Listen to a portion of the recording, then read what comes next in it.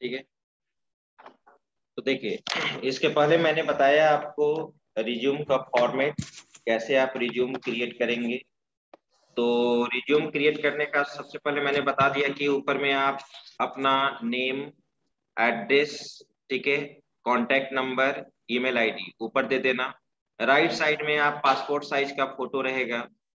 उसके बाद आपका ऑब्जेक्टिव रहेगा ना, ठीक है, आपका ऑब्जेक्टिव रहेगा कि आप जैसे आप कोई ऑब्जेक्टिव दोगे ना, ठीक है, तो ऑब्जेक्टिव आप क्या कर सकते हैं, आप ऑब्जेक्टिव खुद से भी लिख सकते हैं या नेट से भी आप डिफरेंट डिफरेंट फॉर्मेट का ऑब्जेक्टिव आप क्या कर सकते हो, देख सकते हो, ठीक है। और वो ऑब्जेक्टिव आप लिख लीजिएगा, 3-4 लाइन का ऑब्जेक्टिव रहना चाहिए, ठीक है, कि आपको लाइफ में क्या करना है, किसके लिए आप रिज्यूम के क्रिएट कर रहे हो, कहाँ पे किस फील्ड में जाना है। और मुझे टीचिंग फील्ड में कहीं पर भी जाना है, टीचिंग फील्ड में, तो टीचिंग से रिलेटेड हम अपना क्या रखेंगे, ऑब्जेक्टिव रखेंगे, ठीक है। तो आपको किसी ऑर्गेनाइजेशन में जाना है, टेक्निकल क्षेत्र में जाना है, तो आप ऑर्गेनाइजेशन से रिलेटेड अपना वो रखेंगे। उसके बाद फिर आपका क्या था, हाँ,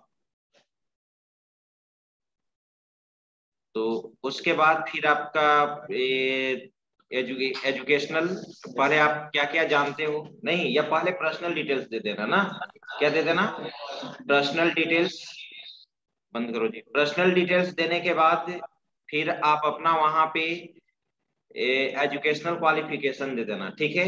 एजुकेशनल क्वालिफिकेशन देने के बाद फिर आप वहां पर दे देना की स्किल्स, आप क्या क्या जानते हैं, जो भी, जैसे मान लो कि आप वेब डेवलपमेंट का कोर्स कर चुके हैं, HTML CSS जावा स्क्रिप्ट PHP, डेटाबेस में अगर तुम जानते हो माई एसक्यूएल तो माई एसक्यूएल, प्रोग्रामिंग लैंग्वेज में आप सी पढ़े हो तो सी दे देंगे, वर्कशॉप आपने अटेंड किया है तो पाइथन वर्कशॉप ये मेंशन कर देंगे, डीप लर्निंग आपने किया है तो कोई जरूरी नहीं है। हम रिज्यूम पे वही चीज देना चाहिए जिसके बारे में आपको क्या हो, नॉलेज हो, ठीक है, ठीक है। और ऐसा नहीं कि हम एक्सपर्ट हैं तभी वो रिज्यूम में मेंशन करेंगे, ऐसा कुछ नहीं है, ठीक है। तो आप वहां पर बता भी सकते हैं कि हम सर इसमें अभी लर्निंग फेज में है, ठीक है, अभी ये पढ़ रहे हैं ना। तो ऐसा नहीं कि आप कुछ नहीं जान रहे हैं और हम उस चीज को मेंशन कर दिए, तब तो उसमें इजी क्वेश्चन भी पूछेगा तो आप नहीं बता पाइएगा, वो चीज है। और वही फर्स्ट केस मैंने बोला कि सबसे पहले आपका एप्टीट्यूड टेस्ट ही होगा, जिसमें मैथ, रीजनिंग, ठीक है, इंग्लिश, ग्रामर से सब पूछता है। मैंने बोला भी था कि सीनियर स्टूडेंट से आप लोग बात कीजिए जिनका प्लेसमेंट हुआ है, ठीक है, वो चीज। और एप्टीट्यूड टेस्ट होने के बाद ही आपको चांस मिलेगा किसमें, टेक्निकल में, ठीक है, टेक्निकल में आपको ये मिलेगा। और टेक्निकल आपका निकलता है तब आपका क्या हो जाएगा, HR राउंड। HR राउंड में तो कुछ नहीं होता है, HR राउंड में आपका, ठीक है, सारा कुछ रूल्स, आप कहाँ पे रहते हो आपके बारे में पूछेगा, आपके फैमिली के बारे में पूछ सकता है, आपके शहर के बारे में पूछ सकता है, किस शहर में, आप अपने शहर का कुछ खासियत बताइए, ये सब कुछ HR राउंड में ये सब चीज होता है ना। HR राउंड में भी कम्युनिकेशन को देखा जाता है, ठीक है, HR राउंड में कम्युनिकेशन को, अब किसी चीज के बारे में आपको बोलने के लिए, मान लीजिए कि आप कहीं पटना सिटी से ही बिलोंग करते हो, तो पटना के बारे में आपको बोला जाएगा कि पटना के बारे में बताइए। ऐसा नहीं कि 1-2 लाइन बोलने लगे और रुक गए, ऐसा नहीं होना चाहिए। कम से कम पटना के बारे में जो कि चीज आप पटना के बारे में जानते हैं वो चीज बताना होगा, ठीक है, कि पटना में ये घूमने वाला है, ये चीज है, सारा कुछ ना, वो चीज है। आपके शहर का होम टाउन के बारे में कुछ वैसा कुछ खासियत है तो आप बोल सकते हैं। तो यही सब कुछ पूछा जाता है क्वेश्चन, वो यहाँ पे पहले ये नहीं करेंगे, ठीक है, कि अब जैसे वहाँ HR राउंड में ये भी हो सकता है कि आप मान लो कि वहां से HR राउंड का क्वेश्चंस पूछा जा सकता है कि आप हमारे कंपनी क्यों ज्वाइन करना चाहते हैं, ठीक है, सैलरी स्ट्रक्चर के बारे में बताया जाएगा, ठीक है, आप अपने को 5 साल के बाद कहाँ पर देखना चाहते हो, ये सब HR राउंड का सारा क्वेश्चंस होता है। तो ये चीज वो तो बात क्या है, टाइम देगा, लेकिन सबसे पहले आपको क्या देखना होगा, एप्टीट्यूड टेस्ट देखना होगा। और टेक्निकल राउंड में मैंने बोला कि जो चीज पहले पूछेगा, रिज्यूम देखा गया देखेगा या पूछेगा आपसे कि आप कौन कौन सा सब्जेक्ट पढ़े हो, तो आप बोलोगे कि C++ जो भी पढ़े हो, जो ज्यादा जिसमें आपको स्ट्रॉन्ग आप फील करते हैं वो सबसे पहले बोलिएगा। जैसे मान लीजिए कि सी प्रोग्रामिंग, तो सी प्रोग्रामिंग के बारे में, तो सबसे पहले सी। अगर आपको लगता है कि नेटवर्किंग में क्वेश्चन अच्छा बता सकते हैं, डीबीएमएस में अच्छा क्वेश्चन बता सकते हैं, तो और क्वेश्चन बिल्कुल आसान होगा, जैसे मैं अभी बोला जस्ट मैंने कि मैं आपको पूछ रहा हूँ, आप बताइएगा क्वेश्चन, ठीक है, और उसी तरह के क्वेश्चंस पूछा जाएगा, ठीक है। चलिए तो हम स्टार्ट करते हैं, ठीक है। तुम बताओ जी, अगर आपसे पूछा जाए कि what is procedural programming, procedural programming क्या होता है, तो आप क्या बताओगे?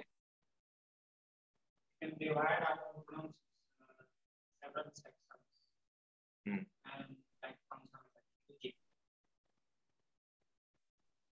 सी के अलावे और कौन कौन सा प्रोसीजरल प्रोग्रामिंग है? कुछ और प्रोग्रामिंग लैंग्वेज बताइए जो प्रोसीजरल प्रोग्रामिंग को। सी तो प्रोसीजरल प्रोग्रामिंग नहीं है सी।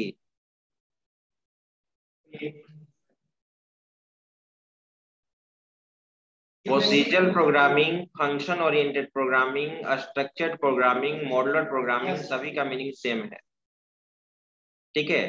Function is mainly used to implement the concept of procedural programming. Procedural programming के कॉन्सेप्ट को समझने के लिए हम लोग इम्प्लीमेंट करने के लिए किसका कॉन्सेप्ट यूज करते हैं? फंक्शन का कॉन्सेप्ट यूज करते हैं, ठीक है। यही आप इस तरह से बोलोगे कि procedural programming is a programming technique, ठीक है, which is used to reduce the complexity of program, ठीक है, ये with the help of function, ठीक है। अब प्रश्न उठता है ना कि how to reduce the complexity of program, तो यहाँ पे प्रोग्राम के कॉम्प्लेक्सिटी को रिड्यूस करने के लिए हम लोग किसका कॉन्सेप्ट यूज करते हैं? फंक्शन का कॉन्सेप्ट यूज करते हैं, ठीक है। फंक्शन के थ्रू आप एक लार्ज प्रोग्राम को मोर देन वन पार्ट में क्या कर सकते हो? डिवाइड कर सकते हो। जैसे कैलकुलेटर का प्रोग्राम है, तो कैलकुलेटर का प्रोग्राम है तो उसमें बहुत सारा ऑपरेशन होगा, एडिशन होगा, सब्ट्रैक्शन होगा, मल्टीप्लिकेशन होगा, डिवीजन होगा, स्क्वायर रूट होगा। अगर ये सारे ऑपरेशन को एक ही फंक्शन में अगर आप लिख दे, एक ही मेन फंक्शन में लिख दे, तो सारा ऑपरेशन एग्जीक्यूट कर जाएगा ना। लेकिन अगर यूजर को केवल काम है एडिशन ऑपरेशन परफॉर्म करना, यूजर को केवल काम है सब्ट्रैक्शन ऑपरेशन परफॉर्म करना, ठीक है, तो बाकी ऑपरेशन क्यों एग्जीक्यूट करेगा? तो हम क्या करेंगे, फंक्शन को यूज करके ही हम एडिशन का अलग फंक्शन बना लेंगे, सब्ट्रैक्शन का अलग बना लेंगे, मल्टीप्लिकेशन का अलग बना लेंगे, डिवीजन का अलग बना लेंगे, और जैसा रिक्वायरमेंट होगा उसको क्या कर लेंगे? कॉल कर लेंगे। यही होता है ना, ठीक है। हाँ, और प्रोसीजर प्रोग्रामिंग का क्या पूछ देगा कि व्हाट इज द एडवांटेज, ठीक है, प्रोसीजर प्रोग्रामिंग का डेफिनेशन है, कुछ बोलेगा कि प्रोसीजर प्रोग्रामिंग यूज करने से क्या क्या बेनिफिट हो सकता है। सबसे पहले तो कॉम्प्लेक्सिटी रिड्यूस होगा, तो पूछेगा कि किस टाइप का कॉम्प्लेक्सिटी, मुझे समझाइए किस तरह का कॉम्प्लेक्सिटी। डिबगिंग इजी होगा, कोडलेस होगा, लेकिन मतलब रीडेबिलिटी इंक्रीज करेगा। क्या होगा? रीडेबिलिटी। अब हर फंक्शन का मॉड्यूल अलग अलग ना लिखा गया है, तो रीडेबिलिटी क्या होगा? इनहांस होगा वहां पर, ठीक है। कोड रियूजेबिलिटी बढ़ेगा। कोड रियूजेबिलिटी कहने का मतलब अगर एक फंक्शन बना लिए हो और कहीं दूसरे फंक्शन में उसी फंक्शन का वर्क है, तो उसी फंक्शन को हम कॉल कर लेंगे ना। आप ऑलरेडी जानते हैं कि एक फंक्शन को दूसरे फंक्शन में हम लोग क्या कर सकते हैं? कॉल कर सकते हैं, ठीक है। ऑलरेडी फंक्शन बना हुआ है, तो फिर हम क्यों उसका कोडिंग करेंगे? उसी को क्या कर लेंगे? रीयूज कर लेंगे, दोबारा यूज कर लेंगे। That is called reusability. Function का एक मेरिट है कोड रियूजेबिलिटी, ठीक है। एक्सटेंडेबिलिटी है। आज आप जो कोई प्रोजेक्ट पे काम कर रहे हैं, आज 4 मॉड्यूल बनाए, फिर 5वां मॉड्यूल बनाए, फिर 6 फंक्शन को ऐड करते जा सकते हैं ना, तो एक्सटेंडेबिलिटी है, ठीक है। तुम बताओ, आप बताइए कि वेरिएबल एंड कांस्टेंट में क्या डिफरेंस है? सर बताएं सर। बेसिक डिफरेंस वेरिएबल का वैल्यू, इंग्लिश में बोलो।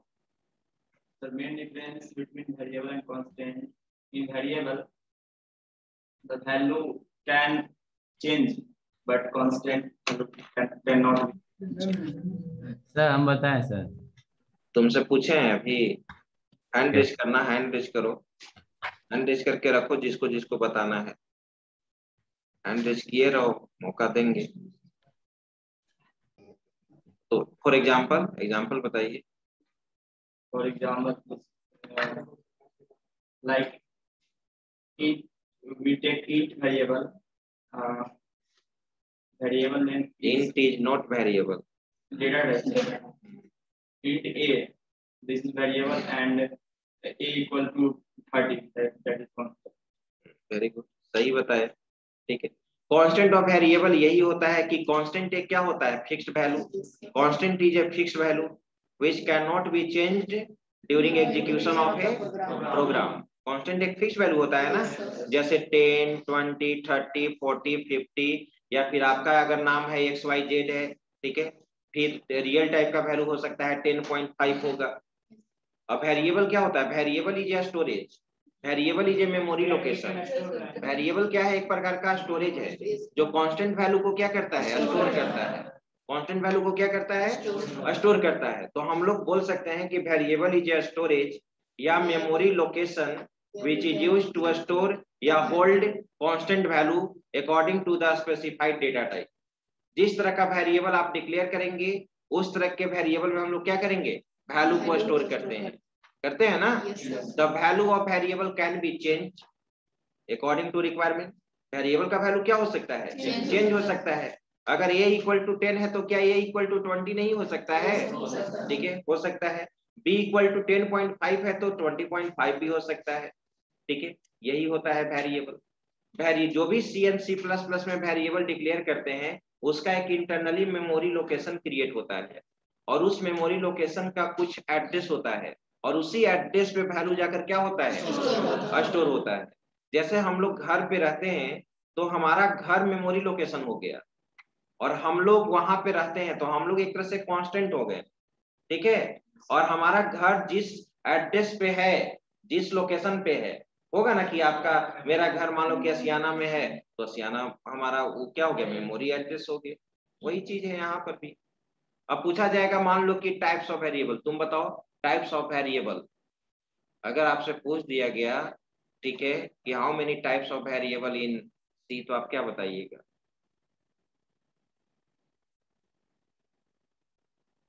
यही सब क्वेश्चन इजी पूछेगा और आप बोल दिए कि हम सी पढ़े हैं। वहां पे कुछ नहीं रुकना है। अब रुक के भी जब आप दोगे 1-2 मिनट तो डिमेरिट है, 1-2 मिनट तो रुकने ही नहीं देगा, दूसरा क्वेश्चन फिर अरेंज हो जाएगा। अब बोलो टाइप्स ऑफ वेरिएबल, बोलो जो भी तुम जानती हो।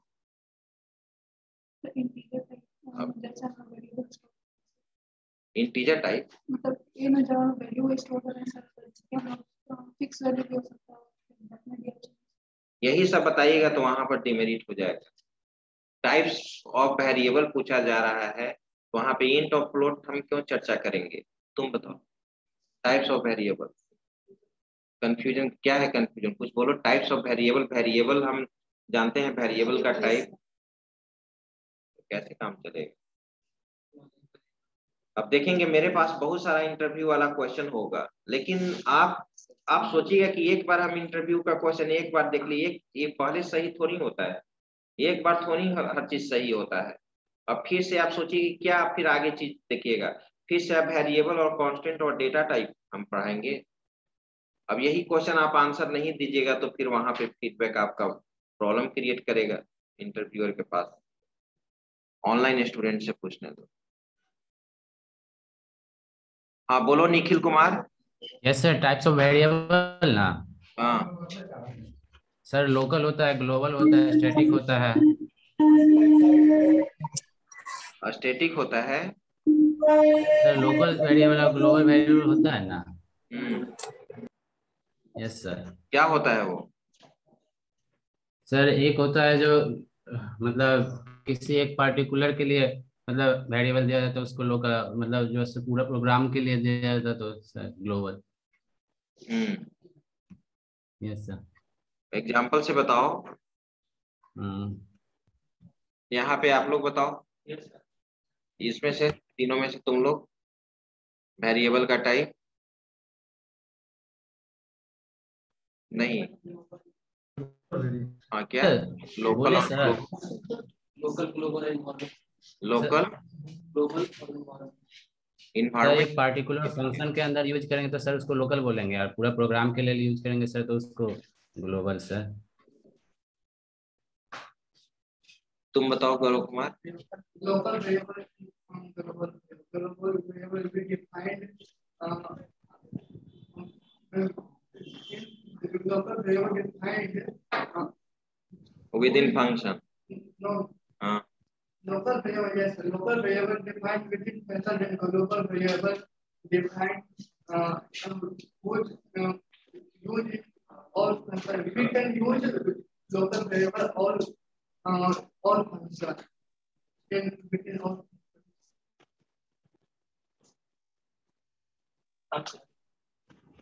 नहीं, पीछे बताओ, तुम बताओ। हाँ नहीं, तुम नहीं। हाँ Local variable used inside function. Inside function और ग्लोबल। ठीक तो बोल रहे हो। इसी हेजिटेशन को समाप्त करना है आपको, ठीक है।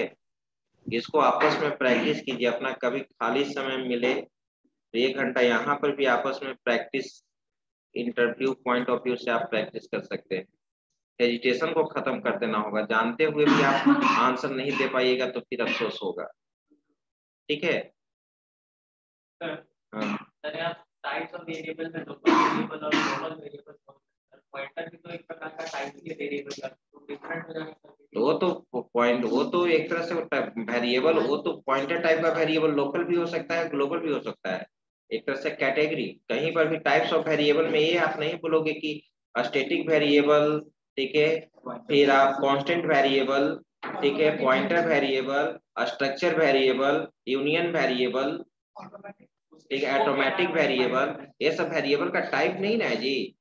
वेरिएबल का 2 ही टाइप होता है, एक लोकल वेरिएबल और एक ग्लोबल वेरिएबल। लोकल वेरिएबल और global variable, those variables which are declared within function called local variable. Local variable provides local accessibility. हाँ सर, हाँ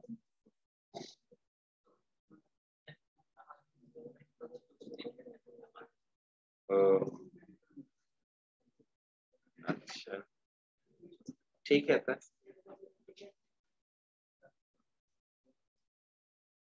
ठीक है।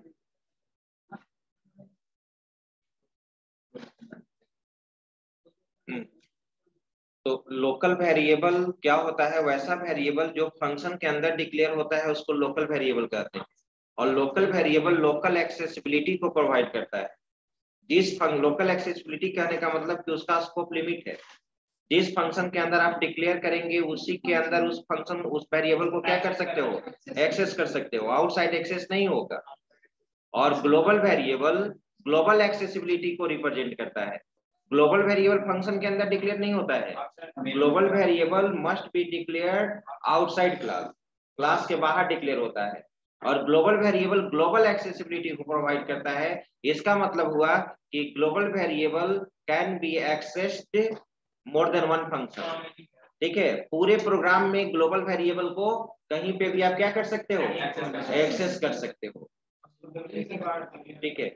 और हाँ, ग्लोबल वेरिएबल तो ठीक है, फंक्शन के बाहर आप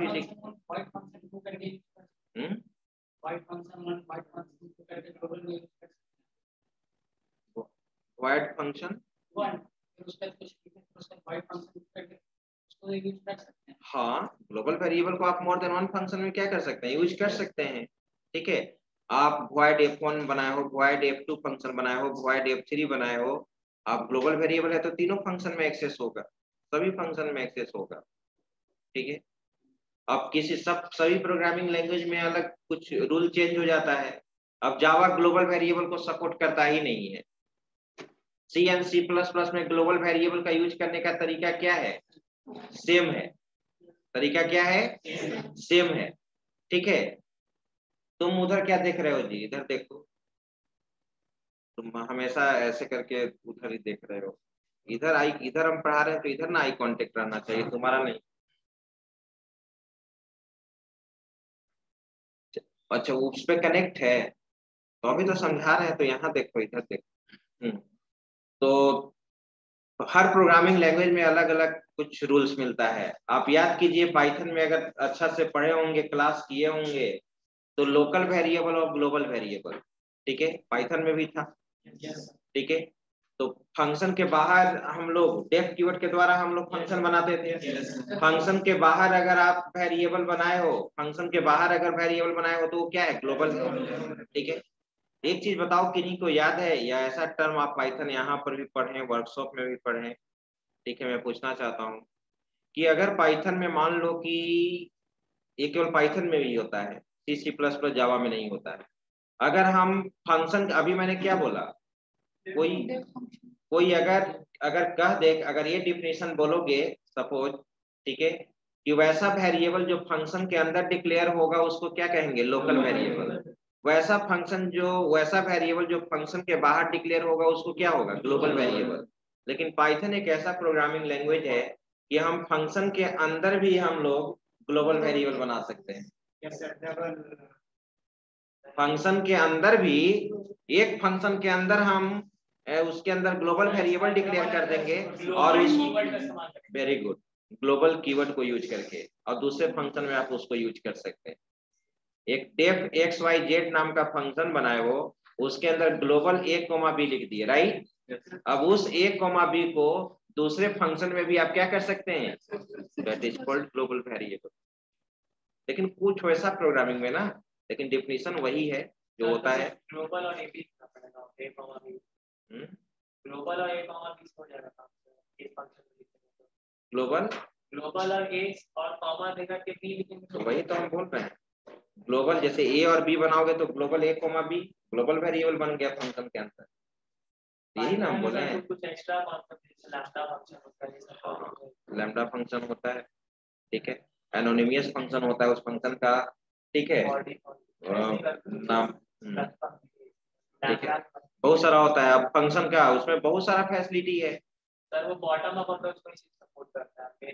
तो चलिए ठीक है, अभी हम लोग आते हैं। अब नेक्स्ट क्वेश्चन है आपका, ठीक है। अगर आपसे पूछ दिया जाए कि what is difference between array and structure, array and structure में क्या डिफरेंस है, आप लोग बोलो लास्ट में, तीनों में से कोई। एरे एंड स्ट्रक्चर में क्या डिफरेंस है। सी में आप स्ट्रक्चर भी पढ़े होंगे और एरे का भी कॉन्सेप्ट पढ़े होंगे।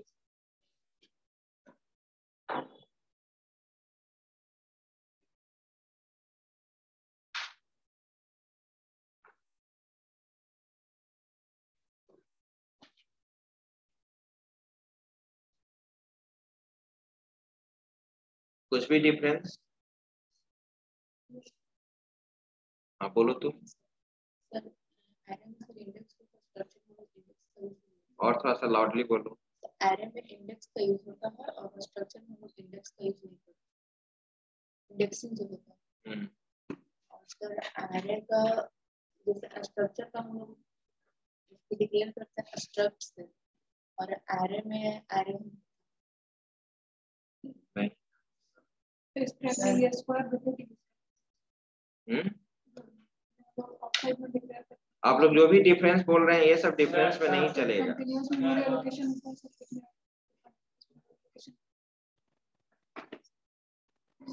हाँ बोलो। Array stores similar type of data value, and array declare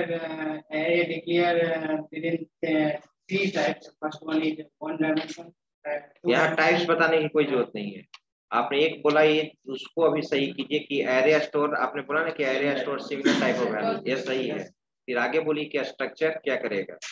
Structure user defined data type, and it is used to combine or organize the value together in one unit, which will fulfill the requirement of real world. And struct is defined as a struct keeper, and it is used to same memory location to hold the value. And it means, for example, if we hold the data value of a student, like marks his roll number, and his marks and roll number and his ID, then marks will be all. ठीक है, यहाँ पर एक point आपका सही हुआ कि एक डिफरेंस अभी तक आपने बताया कि एरे सर सेम टाइप के वैल्यू को स्टोर करता है, स्ट्रक्चर क्या करता है, डिफरेंट टाइप के वैल्यू को ये करता है। ठीक है, एरे भी यूजर डिफाइंड डेटा टाइप है, स्ट्रक्चर भी क्या है, यूजर डिफाइंड डेटा टाइप। तो ये तो सिमिलरिटीज है। एक डिफरेंस आपने बताया, दूसरा डिफरेंस तुम बताओ।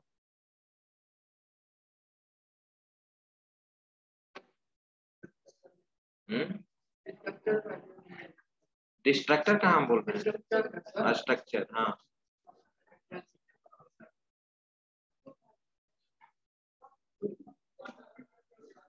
तुम बताओ जी। Sir, in case of array, sir, whatever the values which we are going to store, in case of array, we can store it of homogeneous type, like all the data values will be of same type. While in case of structure, we define multiple attributes of an entity. वो तो हो गया homogeneous और non homogeneous, वही हो गया। So, homogeneous या heterogeneous और होमोजेनियस, यानी होमोजेनियस और non homogeneous. in case of array, sir, only one memory location is allocated in a contiguous manner. While in case of तुम एक पॉइंट सही बोली। while in case of structure, sir, for every attribute which is defined inside the structure, memory unit is allocated in contiguous manner. What is the size of a structure? Size of structure. Size of structure. अगर कोई आपसे पूछ दिया कि what is the size of a structure, कोई structure हम बनाएंगे, ठीक है, उस स्ट्रक्चर का साइज क्या होगा? It will be equal to the whatever the attributes which we have defined within that structure. हाँ, उसके अंदर जितने भी मेंबर्स होंगे, ठीक है, उसके टोटल साइज ना। चलिए next question. Array square bracket में ऑपरेट करता है और वो डॉट ब्रैकेट में ऑपरेट करता है स्ट्रक्चर। नहीं, स्ट्रक्चर के तो मेंबर को एक्सेस करने के लिए हम लोग क्या यूज करते हैं, डॉट यूज करते हैं और एरो ऑपरेटर भी यूज करते हैं। स्ट्रक्चर का भी तो हम लोग एरे टाइप का स्ट्रक्चर वेरिएबल बनाएंगे। मेन इसका दो ही डिफरेंस है, मेन इसका क्या है, दो ही डिफरेंस। अब कोई अगर आपसे पूछे कि स्ट्रक्चर और यूनियन में क्या डिफरेंस है, यूनियन लार्जेस्ट बनाता है। तो मेमोरी का सेविंग किस में होगा, स्ट्रक्चर में कि यूनियन में? यूनियन में मेमोरी का क्या होता है, सेविंग होता है। एफिशिएंट नहीं है, क्यों ज्यादा एफिशिएंट नहीं है? Because it allocates the largest memory for one of the attributes which is defined within that UPN. But sir, it doesn't allow any other attributes to come in that particular memory location, even if it has the vacant space. Because sir, actually sir, it do the operation in one by one manner. That is why sir, even in spite of having the you space, can access more than one member at a time, yes or no? No sir, in case of union we can't. बिल्कुल सही है, ठीक है। Union में union largest memory को, इसलिए largest member का जो लार्जेस्ट डेटा टाइप रहता है आपका स्ट्रक्चर में, ठीक है, उसको इसलिए एलोकेट करता है क्योंकि यूनियन में एट ए टाइम आप एक ही मेंबर को एक्टिव कर सकते हो। एट ए टाइम यूनियन में एक ही मेंबर को आप एक्सेस कर सकते हो, ठीक है। अगर मान लो कि यूनियन एक बनाए हुए स्टूडेंट नाम का, उसमें एक इंटीजर डेटा टाइप है, एक फ्लोट है और एक डबल है, तो हायर डेटा टाइप क्या हो गया, डबल। अगर डबल इतना मेमोरी एलोकेट नहीं होता तो यूजर तो तीनों में से कोई एक एक्सेस करेगा, तो हो सकता है कि वो डबल एक्सेस कर ले, तो डबल के लिए मेमोरी नहीं ना मिल पाता, ठीक है। इसलिए हमेशा याद रखना कि यूनियन में एट ए टाइम कोई एक मेंबर एक्सेस होता है, एट ए टाइम कोई एक मेंबर एक्टिवेट होता है, ठीक है। यूनियन में जो लार्जेस्ट मेंबर है उसके अनुसार साइज एलोकेट होता है। यूनियन के थ्रू मेमोरी का क्या होता है, सेविंग होता है। लेकिन यूनियन को रेयरली केस में यूज करते हैं, ठीक है। स्ट्रक्चर को सभी जगह यूज करते हैं। यूनियन को जनरली कहीं कहीं गेम प्रोग्रामिंग, गेम एप्लीकेशन में यूज किया जाता है। कहीं ऐसा है कि आपको एट ए टाइम कोई एक मेंबर को क्या करना है, एक्टिव करना है, तो उस केस में आप इसको यूज कर सकते हो। नेक्स्ट क्वेश्चन ये है आपका, स्टैटिक वेरिएबल क्या है? स्टैटिक वेरिएबल सी में आप जानते हो 4 स्टोरेज क्लास पढ़े होंगे, एक ऑटोमेटिक स्टोरेज क्लास ऑटो, दूसरा रजिस्टर, थर्ड एक्सटर्नल वेरिएबल, और फोर्थ आपका क्या है स्टैटिक वेरिएबल। क्या होता है स्टैटिक वेरिएबल? स्टैटिक वेरिएबल बनाने से क्या बेनिफिट होगा?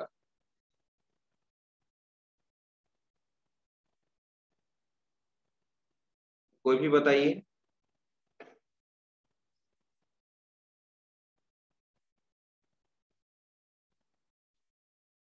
अगर हम यहाँ पे एक फंक्शन बनाए हैं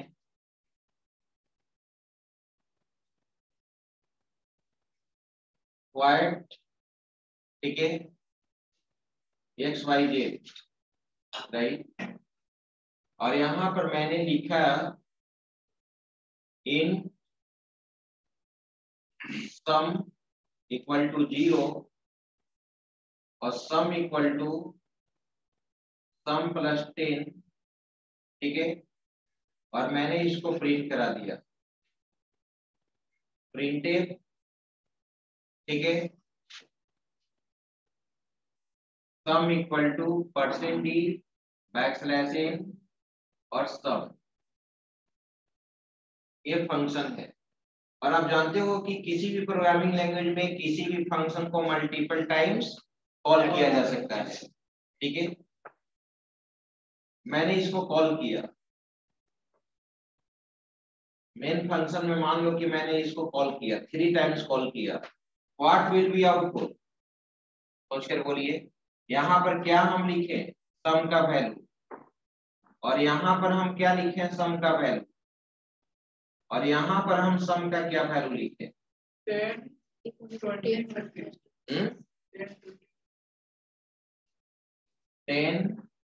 20, 30। सर तीनों में 10 ही रहेगा। और कोई कौन सा होगा? 10 ही रहेगा, यही राइट आंसर है, ठीक है। देखिए फर्स्ट टाइम जब XYZ फंक्शन को कॉल करेंगे तो सम का वैल्यू क्या होगा? 0 होगा। Sum equal to sum plus 10 है, सम का वैल्यू क्या है स्टार्टिंग में? 0, 0 प्लस 10, सम का वैल्यू क्या हो गया? 10 हो गया, तो 10 प्रिंट कर गया, राइट। फिर सेकेंड टाइम जब कॉल करेंगे तो फिर से जब इसका बॉडी एग्जीक्यूट करेगा तो फिर तो सम में वैल्यू 0 हो गया, फिर से ना एग्जीक्यूशन होगा तो फिर से सम का वैल्यू 0 हो गया, तो 0 प्लस 10 10 ही आएगा, 10 ही आएगा, ठीक है। लेकिन मैंने यहाँ पे इसको बना दिया स्टैटिक, क्या बना दिया? स्टैटिक बना दिया, यह स्टैटिक वेरिएबल हो गया ना। What will be output? अब 10 20 30 आएगा। अब क्या आएगा? 10 20 30 in case of static, in case of static. तो स्टैटिक वेरिएबल का खासियत है कि static variable allocates memory only once time. Static variable allocates memory only once time, जिसके कारण से इसका मेमोरी का क्या होता है? सेविंग होता है। अब यह स्टैटिक वेरिएबल है, एक ही बार जो फर्स्ट टाइम जो मेमोरी एलोकेट कर लेगा उसके बाद फिर मेमोरी एलोकेट नहीं करेगा। फर्स्ट टाइम जब XYZ फंक्शन को कॉल करेंगे तो सम का वैल्यू क्या है? 0, तो sum equal to sum plus 10, 0 plus क्या हो जाएगा? 10, यानी सम का वैल्यू यहाँ पर क्या हो गया? 10। अब XYZ नेक्स्ट टाइम जब आप कॉल करेंगे तो फिर से सम का वैल्यू 0 नहीं होने देगा, इसका बार बार मेमोरी एलोकेट नहीं ना होगा, तो जो अपने प्रीवियस वैल्यू को रखे हुए हैं उसके वैल्यू को प्रिजर्व करके रखेगा, उसके वैल्यू को क्या करेगा? प्रिजर्व करके रखेगा, प्रीवियस वैल्यू को लॉस्ट नहीं होने देगा, दैट इज कॉल्ड स्टैटिक, ठीक है। और इसे प्रोग्रामिंग में स्टैटिक वेरिएबल बनाना हो तो स्टैटिक कीवर्ड है। हाँ बिल्कुल, सी में भी स्टैटिक कीवर्ड है, सी प्लस प्लस में भी।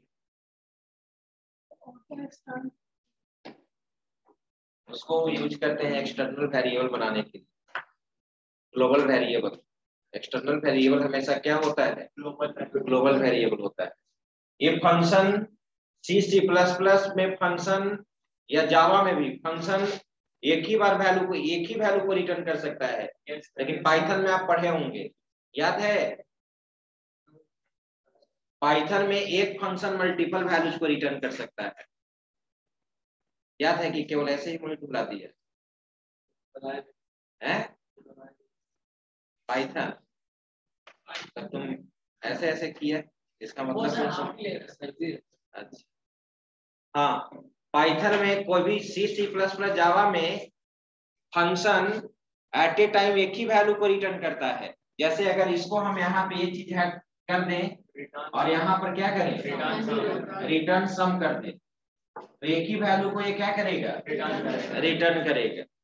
ठीक है, लेकिन एक पाइथन एक ऐसा प्रोग्रामिंग लैंग्वेज है जिसमें मल्टीपल वैल्यूज क्या होगा, रिटर्न करेगा। ठीक है, तो मैंने यहाँ पर एक फंक्शन बनाया, ठीक है, XYZ, मैंने इंडेंट यूज किया। ब्लॉक ऑफ स्टेटमेंट को रिप्रेजेंट करने के लिए यहाँ इंडेंट यूज होता है, जो C++ में आप स्टार्टिंग एंडिंग का लिब्रेस लिखते हो।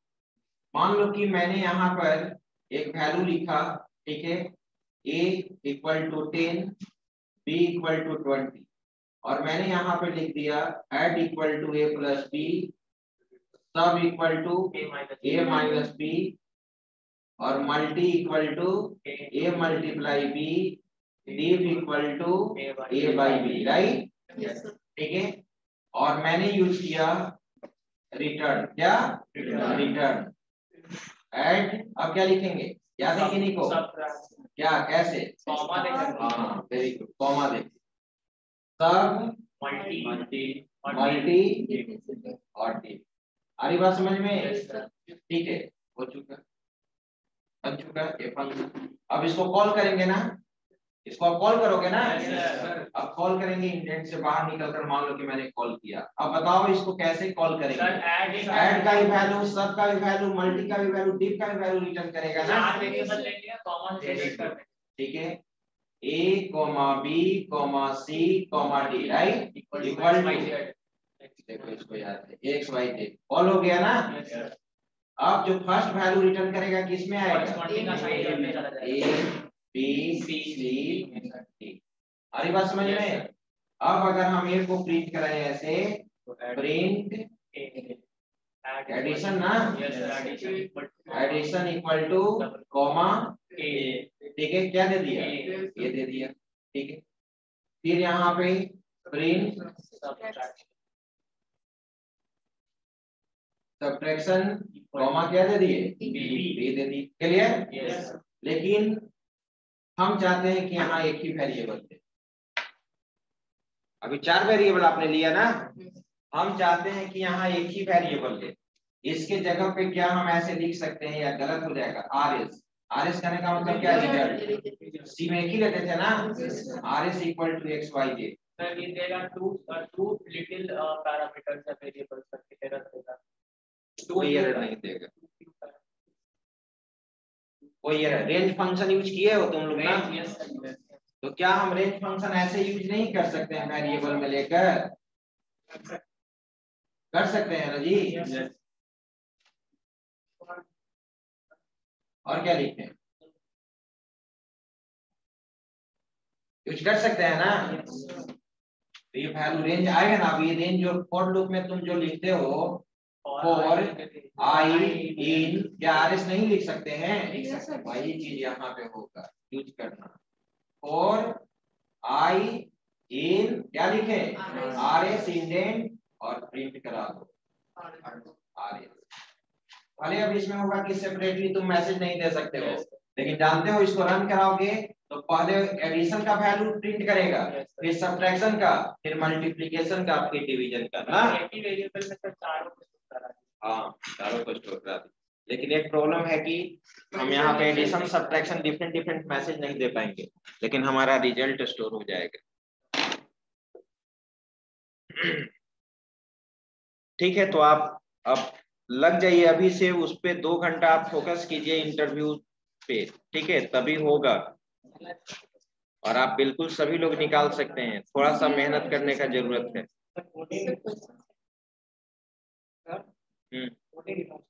क्या कोडिंग नहीं पूछता है, हमको तो नहीं लगता है। सर कोडिंग नहीं है, हम रील वाला नहीं करता है। हाँ, पेरेंट के साथ कोडिंग नहीं,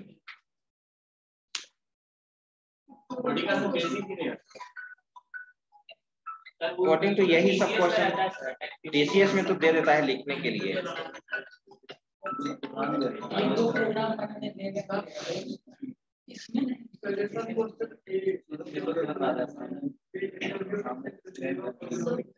क्वेश्चन सेट करते